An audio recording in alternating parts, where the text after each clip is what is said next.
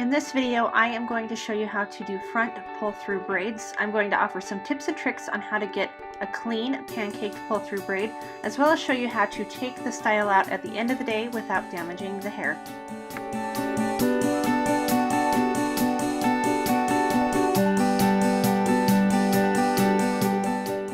I'm starting by parting the hair down the middle from the forehead to the crown. We're also going to part off a section on the side that's about halfway up from the ear and then back on the crown as well. I'll just loosely secure both of these areas as I'm going to come back to them, and then I will secure the back part in a ponytail to keep it out of the way. So this next part is mostly going to be parting out the hair. This is what takes the most time in this hairstyle. I'm going to do 5 to 6 ponytails from front to back. In the picture I did 5 ponytails. In this video tutorial I'm doing 6. It just depends on your personal preference. So to get a good clean pull-through braid on a toddler, you want to take small sections. I'm taking 1/2 inch to 1 inch sections. You'll notice that the hair is damp and that I'm combing out each section before I put the rubber band or elastic in. This is just making each ponytail nice and clean, and it's setting up a good canvas, you could say, for the pull-through braid. So I've got 4, 5, here's ponytail number 5, and then I will do number 6. Now if your toddler has a smaller head or a larger head, you can adjust accordingly. You just want to go back to about the crown. So you may have just 4 ponytails, you may have 5, 6, 7. It's really just personal preference. I will say that a lot of people get frustrated when their pull-through braids don't turn out, and a lot of times it's because their sections are so far apart, and if your little girl doesn't have really thick hair, then it's hard to pancake and get them looking how you want. So I have 6 ponytails on the right and 6 ponytails on the left. From here I'm going to take the first ponytail, I'm going to split it in half, bring it around the second ponytail, and simply add it to the third ponytail. Now her hair is damp, it helps with the flyaways. I've sprayed a little bit of spray gel in it. You don't want it sopping wet, but you don't want it all the way dry.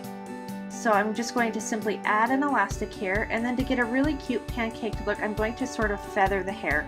So I will start in towards the middle and kind of pull it out, kind of feathering it as I come out, and that gives you that really nice full look. So we're going to simply repeat.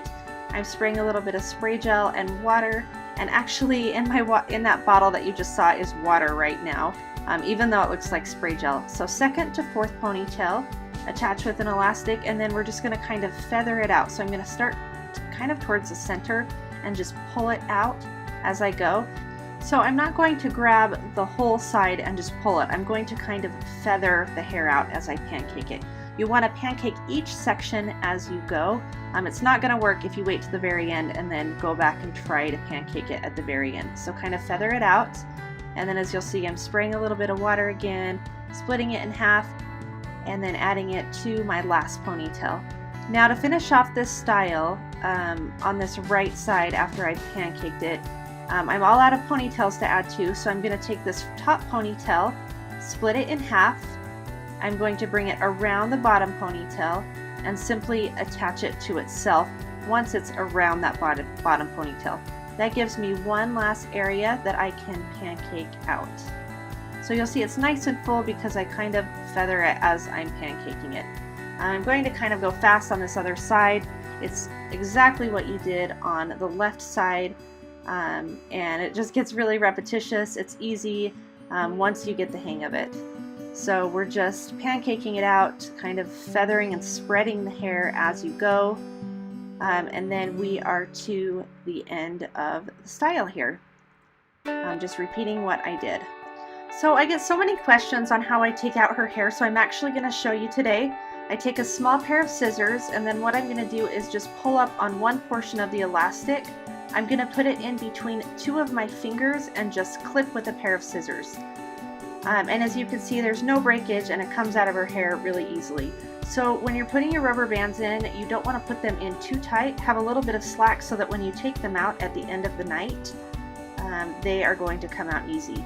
Now I pull it away from her head because I don't want to accidentally get a few hairs in with the scissors. I know some people use a seam ripper, but I like to pull it up and away from the hair so that I ensure that I'm not going to clip any of the hair.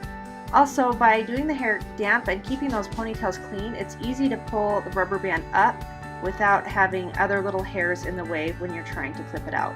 So this particular style probably takes us a minute or two to take out at the end of the night. And as you can see, it was pretty easy to do.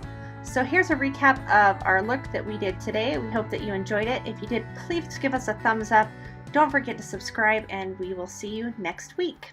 Big robot out of... Oh, we're done.